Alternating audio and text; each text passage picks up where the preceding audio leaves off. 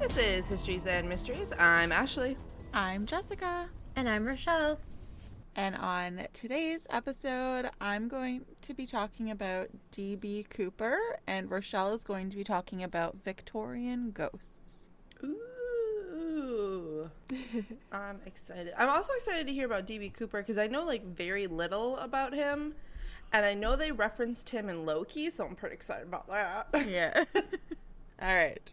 So a man who called himself Dan Cooper booked a one-way flight from Portland to Seattle on November 24th, 1971. So it's about a 30-minute to an hour-long flight, super short.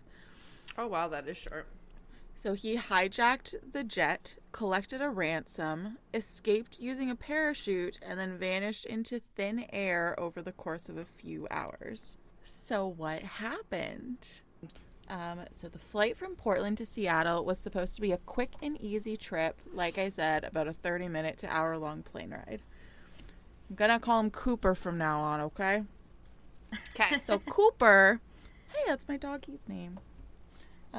He's like, what? Hey, baby. Under my chair.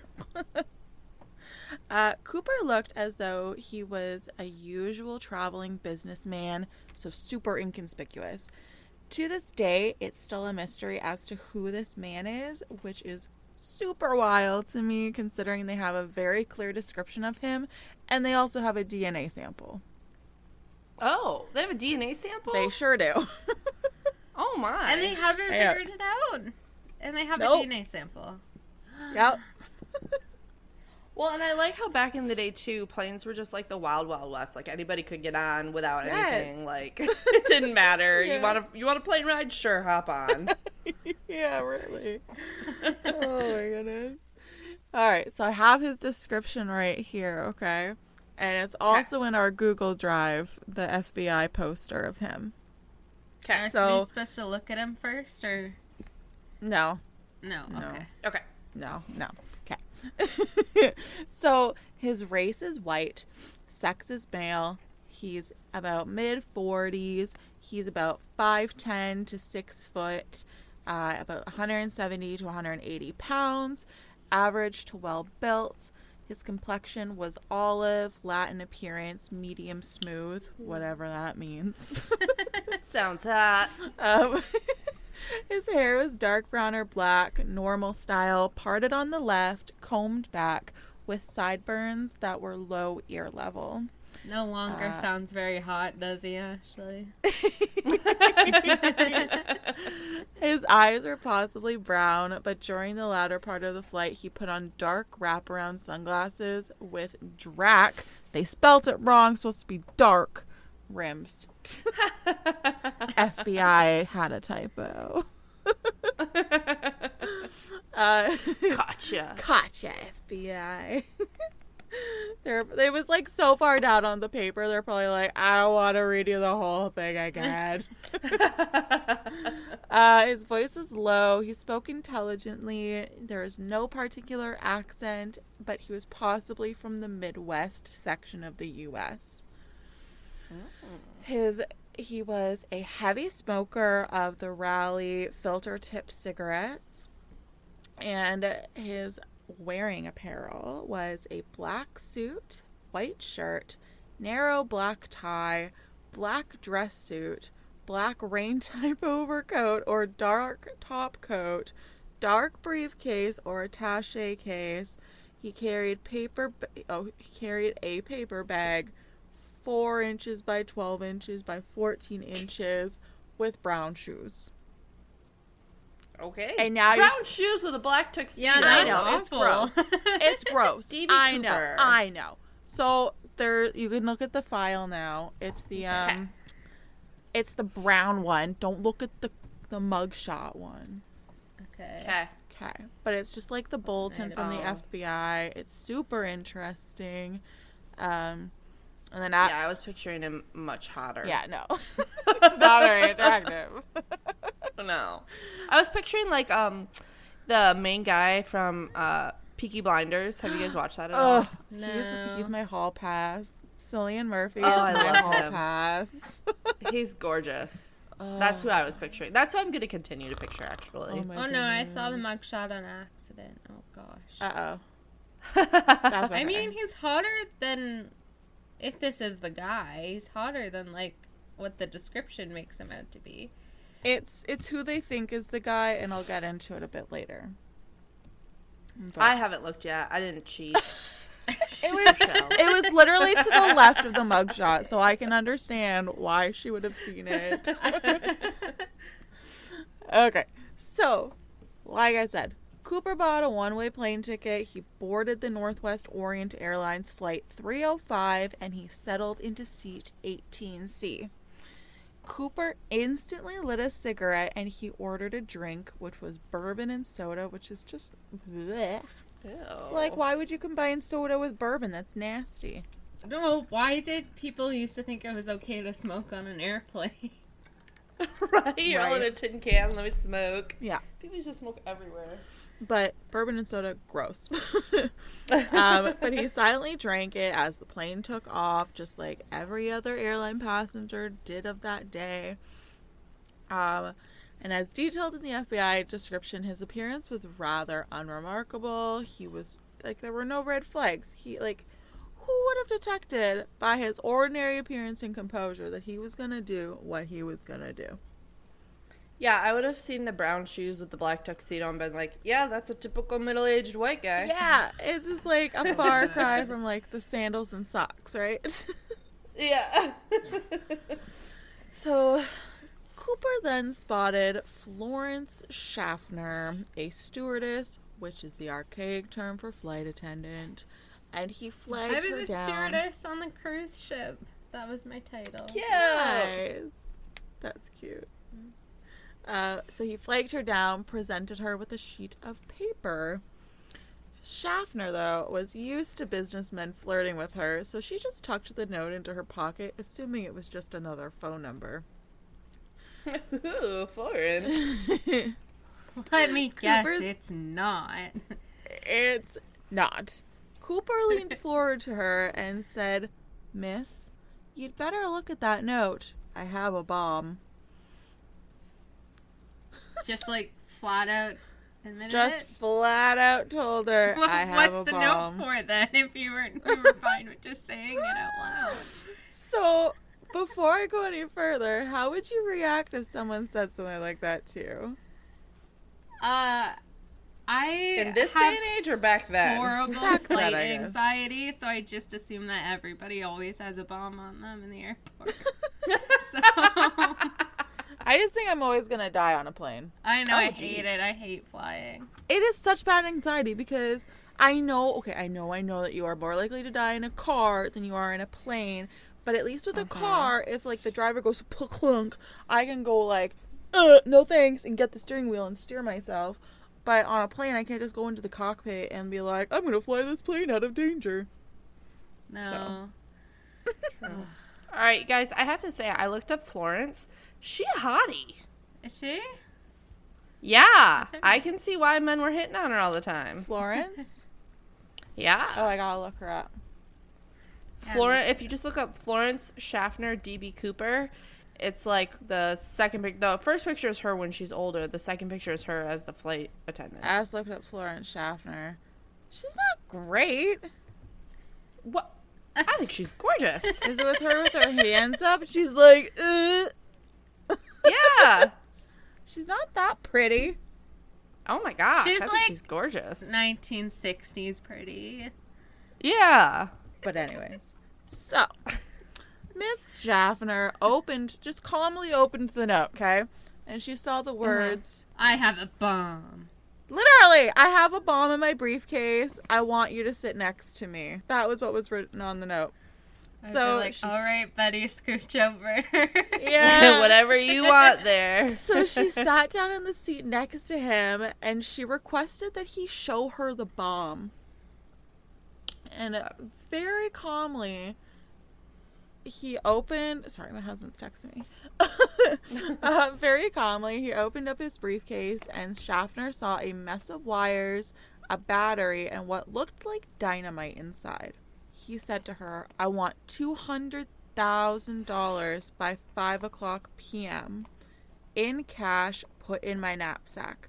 I want 2 black parachutes and 2 back parachutes and 2 front parachutes. I thought he was just being like picky to match his suit. Yeah, I just wanted to match his suit, even though he didn't match his Might suit. as well make all the demands that you want. That's true. Honestly. I'd ask for a purple parachute. Right? Me too. It's my favorite color. I'm surprised he didn't ask for a brown parachute to match his shoes. Yeah. Because he thinks it matches. When we land, I want a fuel truck ready to refuel. No funny stuff or I'll do the job. Okay. And I don't even know how to say this number, but $200,000 is equivalent to, I think, $1,329,358. Okay. I don't know if I said that right, but that's what I'm going with. Sounds right. Sweet. So, a lot of money. Schaffner then got up so she could go and apprise the situation to the pilot, while the passengers on the plane were oblivious to what was happening around them. Bill Mitchell, a sophomore at the University of Oregon, sat across the aisle from Cooper. The pilot had mentioned something about engine issues, but so that they'd have to circle around for a while, releasing some fuel. The pilot asked for passengers to move to the front of the plane, but Mitchell remained in his seat, obviously oblivious to the situation. Typical college kid. Oh, but it gets better. It gets better. He later said that he was envious of how much attention the stewardess was paying to Cooper. 'Cause she was hot. Yes, because she was hot. Mitchell said, my ego got in the way of this. It sort of bugged me that this flight attendant was talking with this older guy with a suit and smoking. And here you had a University of Oregon sophomore sitting right across the aisle, and she wouldn't make any eye contact or anything. I hate him. What a little shithead. And he said this in 2019. No! Yes. Oh, no! Yeah, he's So like, it wasn't even like he said it when he was a kid. no, he's like, my ego got in the way. And it bothered me. Why does he think he's like hot shit just because he goes to the University of Oregon? Right? Typical nice guy. Alright, so it was actually really good that this guy was jealous, though, because himself, along with the other flight attendants, were able to provide descriptors in order to complete a sketch of Cooper for law enforcement officials. So officials on the ground hurried to meet Cooper's demands as the plane circled in the air for approximately 2 hours. At 5:39 p.m., the jet touched down in Seattle. The airline employees approached Cooper with the money and parachutes at that time. McCord Air Force Base provided the first 2 parachutes, but Cooper sought 2 more after obtaining them.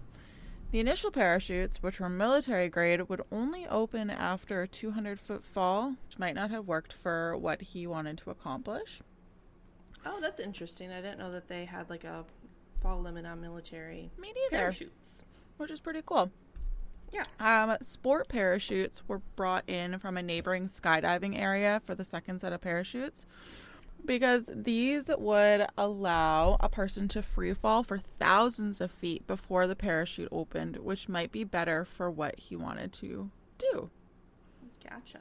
Yeah, he wanted to fall further. The 36 passengers were then released by Cooper, and Florence Schaffner was among the 2 crew members he let go. Cooper then informed the pilot that he wanted to fly to Mexico City. Me too, buddy. Me Yeah, right? too. Me too. However, because the jet lacked the range to fly 2,200 miles to hit this destination, Cooper and the pilot agreed to stop in Reno for refueling. He gave very specific guidelines for the aircraft before they took off.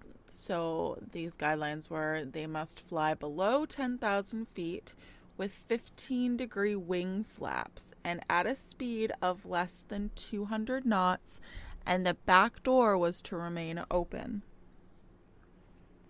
So he must have known quite a bit about flying or piloting, because it's not like there was the Google back then. Yeah, exactly, right? Because this was back in the 70s?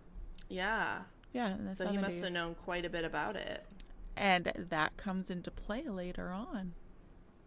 Ooh. You're very smart. I'm the smartest in the You're world. the smartest.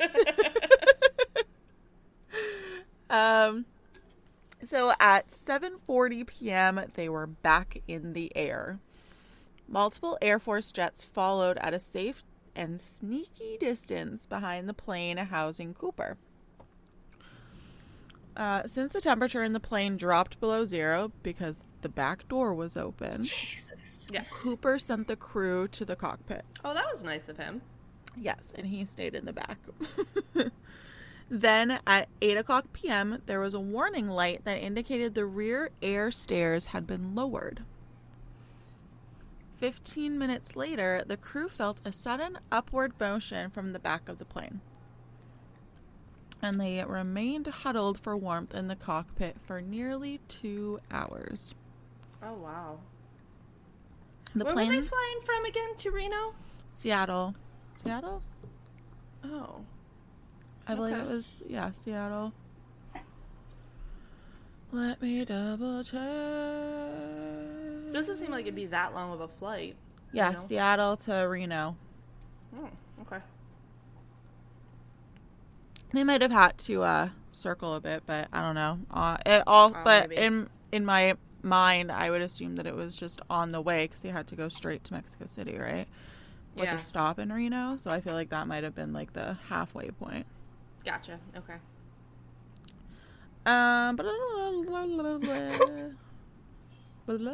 Okay. The plane then landed in Reno around 10:15 p.m. and it was surrounded by police and FBI.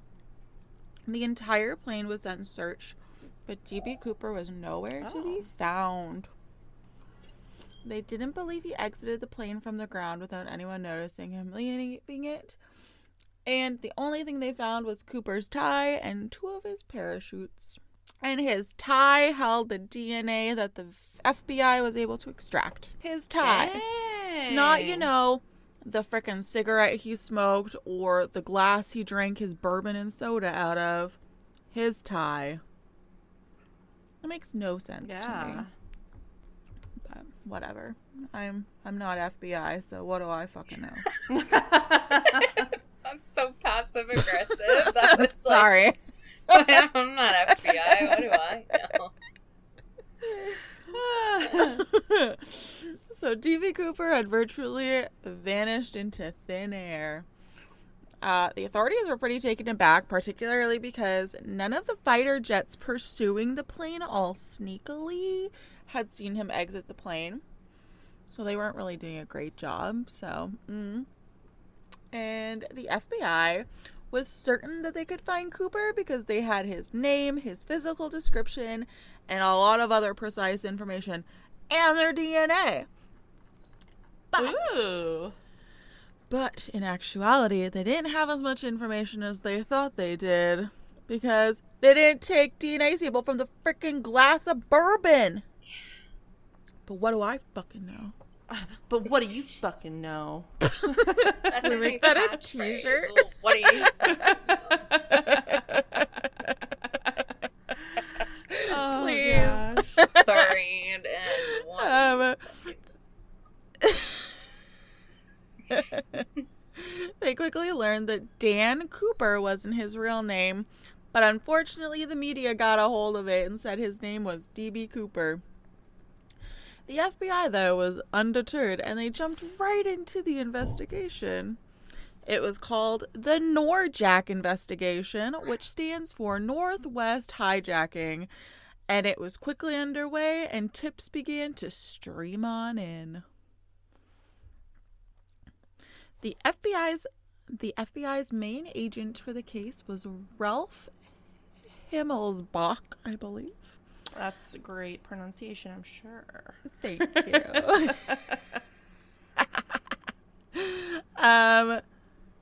Yeah, anyways, this Ralph Himmelsbach guy noted that the FBI had a huge list of potential suspects. Real good ones and real poor ones. A lot of both and many in between, he said. After 5 years, the FBI appeared to have reached a stalemate. They had investigated over 800 suspects by that point. Only 24 of them, though, were worthy of being considered a genuine culprit. Losers. You're not cool enough to be real suspect. Honestly. The FBI's file on the investigation had grown to more than 40 feet long by 2011, but it was still unsolved. All the while, D.B. Cooper's feet spread like a wildfire in popular culture. It inspired songs, movies, like Without a Paddle, best movie ever. And books, Loki. Yes, books and TV characters. And yeah, in Loki, they basically said that Loki was D.B. Cooper, which makes a lot of sense. Yeah. I like that. I like that thought. Me too. Over the years, some likely suspects surfaced, not Loki, unfortunately, but none were charged for the crime. Stupid. I don't know why. But 5 months after D.B. Cooper's heist, a man by the name of Richard McCoy leapt from a plane over Utah with $500,000. Unlike Cooper, McCoy was caught and sentenced to 45 years in prison. He was originally thought to be the Norjack suspect, but he didn't quite fit the physical description provided by the witnesses. Another likely suspect was Robert Rackstraw. Now you guys can pull up your Google Drive and look at that mugshot thing you had up. Yeah. Hold on, I gotta pull it up. Okay, so what are we looking at now? It's a mugshot of Robert Rackstraw next to D.B. Cooper's sketch. Pretty close. Oh. And if you look up Robert Rackstraw, D.B. Cooper, you will see the mugshot comparison. So Robert Rackstraw is a very likely suspect, and I'm going to tell you why. Okay. I'm already sold, but go ahead. Looks just like him. I know. We'll post this picture on our social media for the picture, so you guys can see for yourselves. Yeah, on Instagram on our post. He was a former Special Forces paratrooper, and he most definitely had the skills to leap from a plane in the dark and survive. Okay, it's him and However, the story and close case. Done. Right? I know. Totally him. And I have more information to prove it's him. Okay. The FBI cleared him in 1979. But if you look at the picture comparison, like I said, they look pretty darn identical to me and you guys. A filmmaker by the name of Thomas Colbert investigated this case on his own, and he believes that Rackstraw is Cooper, based on some letters allegedly written by Cooper after the hijacking. Rackstraw was a Vietnam veteran, but he's denied the accusations over the years of being Cooper. Colbert and a team of cold case private investigators were able to obtain a document from the FBI dated March 28th, 1972, and were able to decode this document that they say had a confession from Rackstraw. He said no one even knew about this letter, and it resembled another D.B. Cooper letter that had been mailed to 4 major publications detailing the reasons for the hijacking. He sent this letter to a colleague named Rick Sherwood, who was a codebreaker and former member of the U.S. Army Security Agency. Rick said to Tom, "You're not going to believe it, but his confession is here." And the letter says, "Gentlemen, this letter's to let you know I am not dead, but really alive and just back from the Bahamas, so your silly troopers up there can stop looking for me. This is just how dumb this government is. I like your articles about me, but you can stop them now. D.B. Cooper is not real." I had to do something with the experience Uncle taught me. So here I am, a very rich man. Uncle gave too much of it to world idiots and no work. Pause for a me. second, because what person just refers to their uncle as uncle? I was just gonna say that there's something so creepy when people just say like uncle or aunt or like And it was mother. a capital Like, U. it's not like Uncle Yeah. George or something? Like, No, it just says uncle. Uncle. I And hate it's that. a capital U, which is very odd. I hate that so much. listeners out there, please let us know if that is weird or we're just weird. Yeah. Honestly. It is creepy though. Yeah. I had to do it to relieve myself of frustration. I want out of the system and saw a way through good old Unk. No! That's worse. No, I hate that. That's way worse. It's like UNK. It's weird. I don't know. Ugh. Now you know I am going around the world and they will never find me because I am smarter than the system's lackey cops and lame duck leaders. This is hard to read. Now it is Uncle's turn to weep and pay one of its own some cash for a change. Ashley's face every time you say uncle is great. I hate it. And please tell the lackey cops DB Cooper is not my real name. Sincerely, a rich man. Yeah, I was gonna say, well, you know what though? He sounds, the way that letter was and the way he says uncle, and it makes me feel like he grew up wealthy. Like it just, I don't know. The way he says things just makes me I think feel he like grew up Uncle wealthy. is like Uncle Sam. Oh. That's how it made me feel. Is that Uncle is Uncle Sam, because in the letter at the end it says, now it is Uncle's turn to weep and pay one of its own some cash for a change. Oh, so he's talking Because that he makes was sense. because he was in the military, right? He was a paratrooper. And he was That a makes Vietnam sense. veteran as well. So, Okay. like, I don't think that they had real great luck after the war.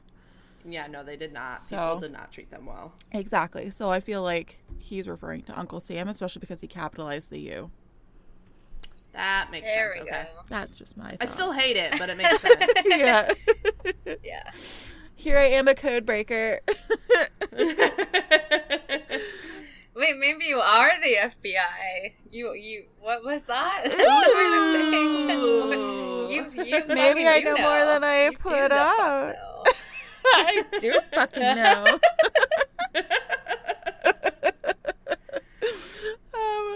Sherwood revealed how he utilized a copyrighted process to decode the concealed message through phrases and words that were repeated throughout the letter, as he was familiar with Cooper's writing style from prior letters he had decrypted. In regard to the in regard to the final sentence in this letter, indicating D.B. Cooper isn't his real name, according to Sherwood, the deciphered message is, I am First Lieutenant Robert Rackstraw. But Sherwood wouldn't indicate how he got that message, so who knows if he's just full of shit or not. Yeah. I didn't expect it truly is. Colbert said, we not only had his initials and units in the other letters, but we now have him saying, I am Cooper. Rackstraw is a narcissistic sociopath who never thought he would be caught. Oh. Colbert also believes the FBI is covering up his involvement due to his possible ties with the CIA. On the contrary, though, I don't know if it's Joffrey or Jeffrey, whatever, it's with a G. Yeah.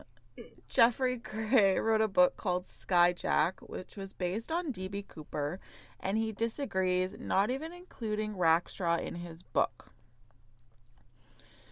An 8-year-old boy on a camping trip in Portland also, he was camping in 1980 in Portland, this little boy. He made a discovery beside the Columbia River of $5,880 in tattered dollar bills. The serial numbers matched the ransom money D.B. Cooper had received 9 years earlier. And how much was his ransom for again? $200,000? Oh, so he just lost like a couple bills. Yeah. Got it. Yeah. This is the only confirmed piece of evidence relating to the case that was discovered outside of the plane to this day. And years later, it was believed a piece of parachute was located, but it was never verified as being his or not. In 2001, the FBI wanted to eliminate another suspect who claimed to be Cooper on his deathbed, a Dwayne Weber. So they took a DNA sample from Cooper's tie. But there was, like, nothing on that, so I don't know. Another man named... What? Like there wasn't enough DNA? Or... No, I don't know. They just, like, they don't know who he is, so obviously that was a dead end. Oh, okay. Another man named Kenneth Christensen was put in a magazine as potentially being Cooper because of his paratrooping skills, but he also didn't match the description and was ruled out. A case agent in Seattle named Larry Carr indicated that Cooper probably wasn't even a skilled skydiver like everyone believed. Carr stated, "We originally thought Cooper was an experienced jumper, perhaps even a paratrooper. We concluded after a few years this was simply not true. No experienced parachutist would have jumped in the pitch black night, in the rain, with a 200-mile-an-hour wind in his face, wearing loafers and a trench coat. It was simply too risky." In 2016... Or would only a skilled parachutist, whatever you said, do that because it is so risky. Exactly. I know. That's what I'm thinking. Yeah. And if you're skilled enough, you can jump with loafers. It's comfort over, like... beauty. Yeah. Gosh. Loafers are comfy. I'd want to jump with loafers. I just feel like... You'd have to walk forever. Well, and I feel like if the conditions were that bad and you weren't a skilled jumper, then you would not make it. That's one of the thoughts, is that they don't even think he survived the jump in the first place. But, like, I feel like you would have found a body. Unless an animal ate it. But then you should still have bones. Well, I mean, like, if an animal ate it and then, like, dragged it or something, you know, and it wasn't... they couldn't find, like, the specific spot it's in. Yeah. I mean, how many dead bodies are out there now that people don't know are there? I'd like to not think about that. I bet it's a lot. It probably is a lot. It's horrible. In 2016, the FBI announced the case would no longer be actively pursued. And they said, following one of the longest and most exhaustive investigations in our history, on July 8th, 2016, the FBI redirected resources allocated to the D.B. Cooper case in order to focus on other investigative priorities. But the FBI is still wanting leads, so, like, if you find money or a parachute pieces, let them know. And that's my story on D.B. Cooper. When I die on my deathbed, I'm going to say I was a D.B. Cooper. Do it. Honestly, that would be so much fun. Just fuck with people. I'm D.B. They'd be like, ma'am, there's no way. Your age doesn't match up. Nope, it was me. If you were Loki, it could be you. Yeah. Yeah, that's crazy. Like, that story is so interesting to me because it seems like he should have been caught somehow, somewhere. Right? You know what I mean? Yeah. I know, it's crazy. It's just insane. Yeah. But he was one badass dude. Yeah, for sure. Do you want to hear about Victorian ghosties? Yes. I do want to hear about Victorian ghosties. Okay, good. My story kind of evolved as I was researching it, so it starts as Victorian ghosts, and it goes on a journey. Quite a journey. All right. Ready? I'm ready. Scientists throughout the ages who weren't afraid to dabble in the paranormal, magic, and the possibility of an afterlife were looked down on and condemned for their studies. One notable example would be Isaac Newton. Carefully downplayed his interest in alchemy to preserve his title of Father of Modern Science. Golden age of the literary ghost story has to be the Victorian era, of course. During that time, the supernatural became very popular. Although there was plenty of hype surrounding the paranormal, science, and rationality, paranormal and science, rationality was there to nip any theories of spirits in the bud. John Ferrier and Samuel Hibbert were two major researchers who spent time debunking any talk of ghosts. They would interpret ghost sightings as a byproduct of glitches in the brain due to overstimulation of the optical nerves, often promoting the idea that the supernatural is created in the deepest, darkest corners of one's mind. They're like wet blankets. What? They're wet blankets. They're just like to ruin shit for everyone. Oh. What are you talking about? I thought you were calling the ghosts wet blankets because they have like sheets. No, those two scientist shit dudes. I know, right? Yeah. Okay. Boo. Still, despite that, many people were deeply interested in exploring those corners. So the definition of spiritualism is the belief that spirits of the dead could communicate with the living. Okay. Originating in upstate New York back in 1848, spiritualism spread to Britain in the 1850s. Seances were held in which people would contact the dead through a psychic medium. Around the same time, physicist Michael Faraday made it his mission to debunk anything ghostly. So there's another wet blanket for you. He devised the ideomotor effect to prove that there are no ghosts. He then theorized ghosts to be unconscious muscle movements of those participating in the seance. Scientists went so far as to engage in the quote-unquote the march of intellect in an attempt to diminish anyone's experiences with spirits. Simple tricks of the mind was a popular dismissal. Oh, yeah, of course. Despite the backlash from the scientific community, ghost stories and supernatural folklore continued to be a hit amongst Victorians. Yeah. Of course they did, because they had some of the creepiest traditions of all time. They did, and they were, like, super into death, so... So into death. Eventually, even some of the scientists began to grow curious. Oh. In 1882, the Society for Psychical Research was founded. Their mantra being, nothing should be beyond the realm of scientific inquiry, including the supernatural. Oh, I love that. I like that. I like that a lot. I do too. Various subcommittees investigated hypnotism, telepathy, seances, and hauntings. Their findings would help expose frauds and scams, but critics still complained. Of course. So, an example of some of this criticism was posted in the Pall Mall Gazette, October 21st, 1822. And the article reads, "The scientific attitude is so new and unfixed, a possession that it can be only preserved by careful abstention from dangerous trains of thought. Even the ablest and most scientific observers, when they have taken the first step by inquiring, may sink to the very bottom of the pond before they finish."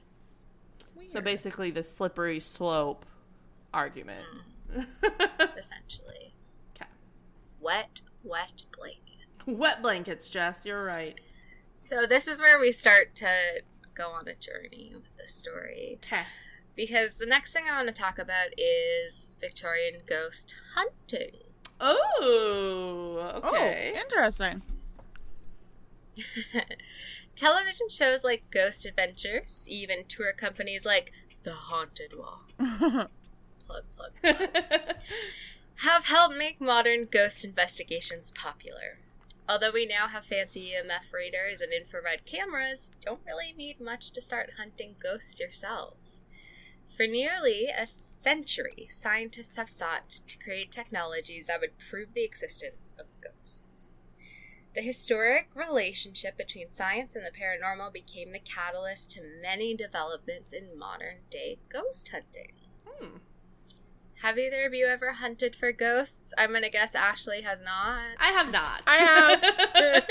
But, like, I only did it through the haunted walk through that, like, paranormal investigation thing. Yeah, if you haven't figured it out, dear listeners, the Haunted Walk, check them out. They rock. And I don't just mean that because I work there. We have real live customer review. Woo! I love the Haunted Walk. I go every year, so... Thomas Edison was extremely interested in the paranormal. He was probably investigated too. Probably. Extremely interested in the paranormal and believed that new technologies like radio and electricity could be used as tools to communicate with the dead. Interesting. Edison even began plans to build a ghost machine to allow people to talk to spirits around them. Okay, that sounds like 13 Ghosts to me. I've heard of this and it sounds so freaking cool. His plan never happened, and frauds began making direct communication devices to try to exploit the believers. Oh. So people were like running with the idea and being like, we'll make a fake one and trick people. Instead of trying to develop new technologies, many turned to existing tools to track unseen forces and capture evidence of spirits. So would you like to hear about some ways that you could do ghost hunting the way the Victorians did? Yes. Sure. I will never do them, but tell me. So the first thing is called raps and bells. And time and silence is all you need to use this Victorian ghost hunting method. So actually, you're already doing it. Oh, no. Encourage any spirits you want to communicate with to make noises. Spirit rapping would include bells and other objects for the ghosts to make noise with. So, like, rapping, like, rap, rap, rap on the door, and not, like, presents for Christmas. Oh, the Fox sisters use rapping in an elaborate hoax against the believers, and maybe I'll do them in another episode. Yeah, that'd be cool. I touched on them, like, briefly in the Ouija board one, but I didn't go into detail about them, so that would be cool to hear. They're very, very big, like, hoaxstresses. Ooh, I like that word, hoaxstresses. The second thing that you can use is dowsing rods. Oh. Grab yourself some sticks and you'll have all you need to get started. For centuries, dowsing has been used to find water and even precious gems. Dowsing has also been used to demonstrate the presence of spirits. In order to douse, two V-shaped rods are held out front of the user. The subtle movements of the rods are meant to indicate the presence of a ghost. Do you guys watch Kelsey Davis or something? Or it's like Kelsey Davies or Kelsey Davis. She's on TikTok. She's a medium and she uses dowsing rods like all the time to talk to ghosts. And she has like a haunted doll named Lola. She's so freaking cool. Oh, that sounds cool. And she can like see ghosts and stuff. We have like dowsing rods feature in a story on the tour, and so I have a joke that it's like in the hands in the right hands is they're said to dip down over things like hidden bodies of water underground, but in this case, hidden bodies. Ooh. And everyone goes, and I just like revel in the bask and like worshipping from my cameras. We all got one of those. Yeah. All of us. Carry them around with us now. Almost everyone today has a camera with them at all times. It's true. When a camera was invented, many people tried capturing ghost photos. Victorians would often take photos of their dead family members, or Photoshop, aka manipulate the photos however they did it back then. They would manipulate spirits into family photos. Oh, fun. Oh. Because there are still many ghostly photos that remain unexplained. Photos can be some of the most compelling evidence. That's insane. They would literally, like, manipulate pictures so their, like, dead family could be in the pictures. That's really weird.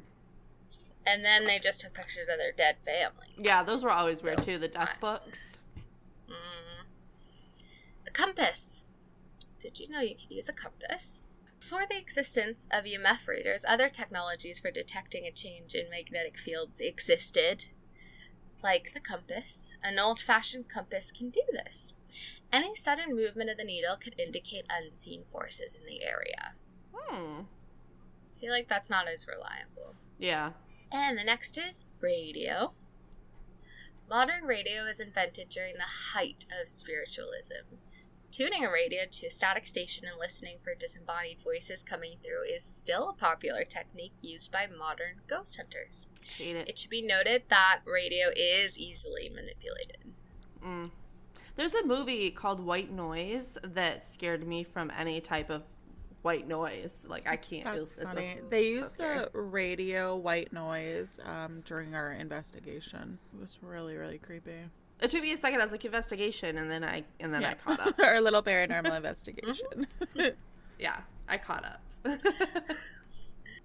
And the last thing that you can use is your own body. Ooh. Your own senses are a great ghost hunting tool. Hearing sudden sounds, changes in the temperature, seeing moving shadows, feelings of dread, and cold touches can all be signs of a spirit close by. Ugh. Now, are you ready for 5 fun facts? Yes. Yes. Hit me. Okay. Fact 1. Arthur Conan Doyle believed in ghosts. He was an avid seance participant who wrote volumes on the topic of communicating with the dead, not just Sherlock Holmes. Number 2. Harry Houdini did not believe in ghosts. Late in his career, he dedicated himself to debunking mediums. He swore any illusionist worth their salt could reproduce the effects seen at a seance, from wrappings to levitation. That's pretty cool, too, because if anybody can perform those illusions, it was Harry Houdini. Exactly. Number 3. The poet Robert Browning was so irate about fake mediums, he wrote a poem called Mr. Sludge, the Medium, lines of satirical invective, the poet's ultimate weapon. Mr. Sludgy Sludge. And I think I wrote like an excerpt from it on the next page. Okay.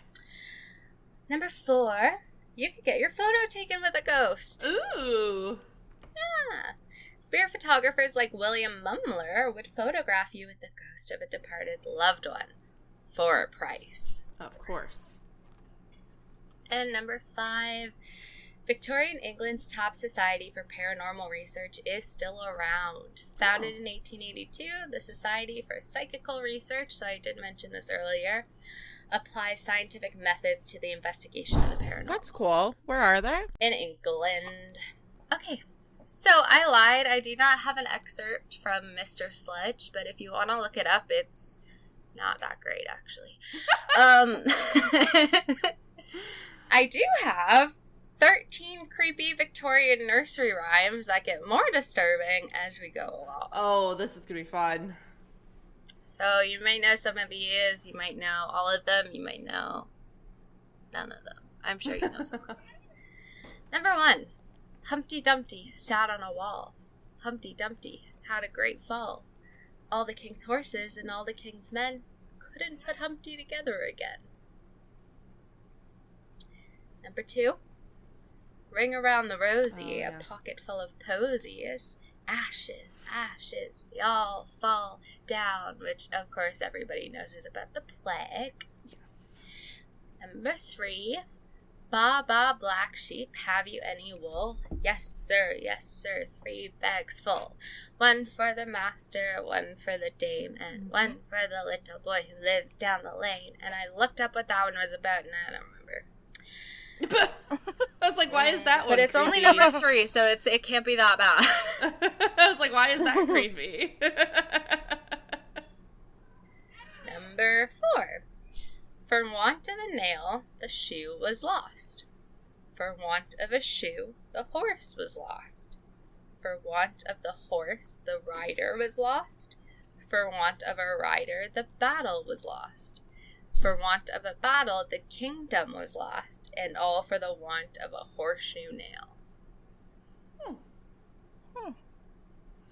Number 5. Mary, Mary, quite contrary, how does your garden grow? with silver bells and cockle shells and pretty maids all in a row.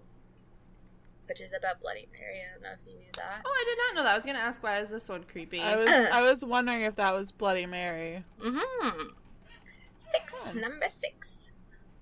Goosey, goosey, gander, whither dost thou wander? Upstairs and downstairs and in my lady's chamber? That's creepy. That is creepy. There I met an old man, even creepier, who wouldn't say his prayers. Oh, no. Oh. I took him by the left leg and threw him down the stairs. Oh, gosh. Oh, that escalated. Number 7. It's raining, it's pouring, the old man is snoring. He went to bed and bumped his head and couldn't get up in the morning. He died. Exactly. And I would like to point out for all of these, imagine, like, a bunch of little kids singing them in little kid voices. Like, creepy. Imagine the black-eyed kids chanting these. Oh, no. Number 8. Rock-a-bye, baby, in the treetop. This is awful. Sing it. When the wind blows, the cradle will rock. When the bough breaks, the cradle will fall. And down will come baby, cradle and all. Peter, pumpkin eater, had a wife and couldn't keep her. So he put her in a pumpkin shell in there. He kept her very well. He murdered her. Yep. 10. Sing a song of sixpence, a pocket full of rye, 4 and 20 blackbirds baked in a pie. When the pie was open, the birds began to sing, oh, wasn't that a dainty dish to set before the king? I don't get that one. I'm still not entirely sure the meaning of that one. Did you not look up what they meant? I did. But that was... Okay. I thought I would remember. I was like, I'll remember. And I didn't. I'll remember. I was like, I'll remember when I read them. Oh, no. 11. Jack and Jill went up the hill to fetch a pail of water. Jack fell down and broke his crown, and Jill came tumbling after. They died. After. Ha ha ha. 12. Ladybug, ladybug, fly away home. Your house is on fire. Your children will burn. Oh my gosh. Except for the little one whose name is Anne, who hid away in a frying pan. That escalated so quickly. Oh my gosh. Your house is on fire and your children will burn. That's crazy. I was not expecting that. Especially when it started out so sweet with Ladybug. You're like, oh, Ladybug, your children will burn. Holy shit. And imagine the kids again, like, Ladybug, Ladybug, fly away home. Your house is on fire and your children will burn. It's terrifying. I have one more, and then that's it, because this story didn't really have an end. So, Solomon Grundy, born on Monday, christened on Tuesday, married on Wednesday, ill on Thursday, worse on Friday, died on Saturday, buried on Sunday.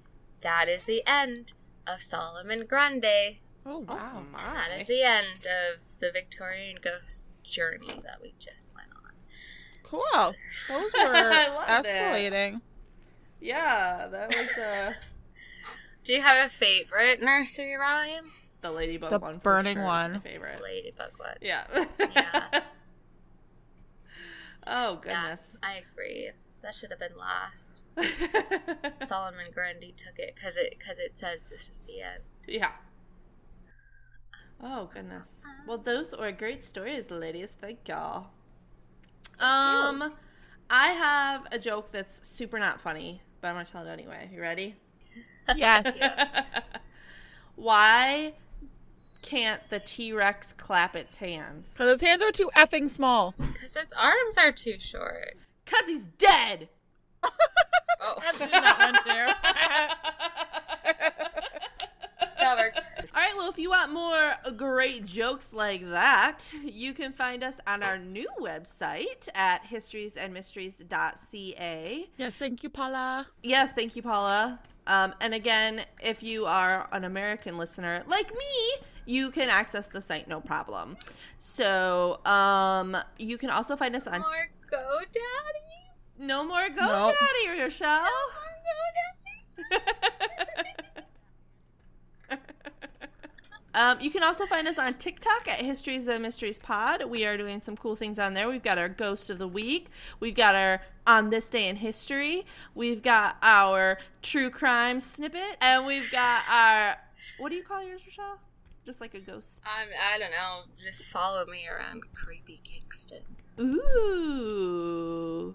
Yeah, if you guys want to rate and review us, that would be fantastic. I think you can do it on Apple Podcasts. I wouldn't know, though, because I don't have Apple. But Apple Podcasts, you can rate and review us because it helps us get out there. And if you want to, like, share with us things like recommendations, yeah. And subscribe on all your podcast listening platforms. All right, well, thanks for tuning in, and we look forward to bringing you 2 new stories next week. Bye!